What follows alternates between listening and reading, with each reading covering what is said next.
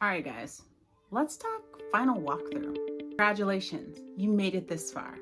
You have been pre-approved, you found a house, you negotiated repairs, and now it's close to closing, and you're thinking, wait a minute, am I missing something? Yes, the final walkthrough. Let's talk about why it's so important that you go through the final walkthrough. Let's get started.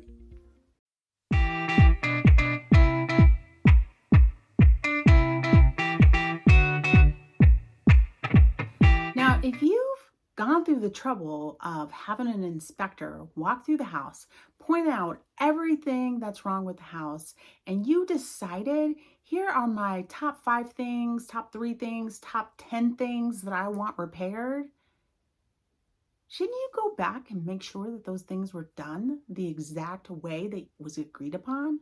The answer is yes.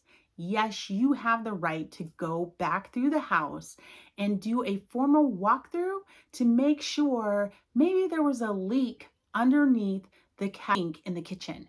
And you just want to go back through, turn on that water, and make sure that that leak has been fixed. It's one thing for someone to tell you these things have been repaired, and another thing to actively go back to the house and walk through it to make sure that everything that you said you needed to be done, which is a contractual requirement in order for you to close. You want to make sure those things were done. Was that leak done? Who knows until you actually walk through. Or a step above that is to hire your inspector to come back and do a re-inspect. There is a cost associated to it, but wouldn't it give you a peace of mind to know that somebody actually went back through to make sure that those things were done? Not that we can't trust the sellers. We just want to make sure that when you move into the house, that you are happy with your purchase and everything that was supposed to be done throughout that entire transaction was done, right? The other thing, let's talk vacant houses, right? So the house has been sitting vacant. It was vacant before you moved in. It was vacant when you purchased it.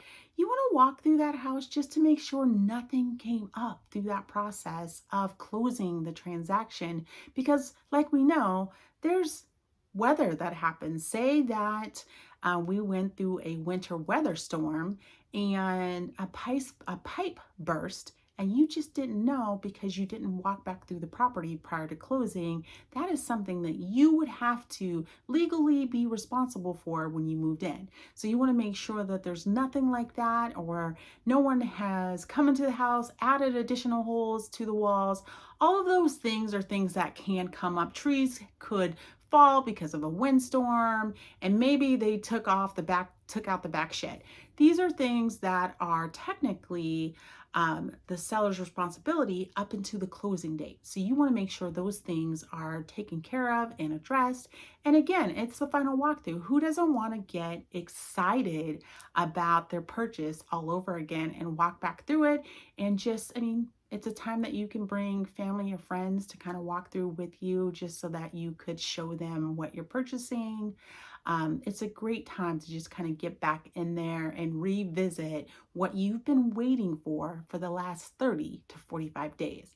So those are some of the reasons why it is so important to walk back through that house. So make sure when you're working with your realtor that you guys do that final walkthrough.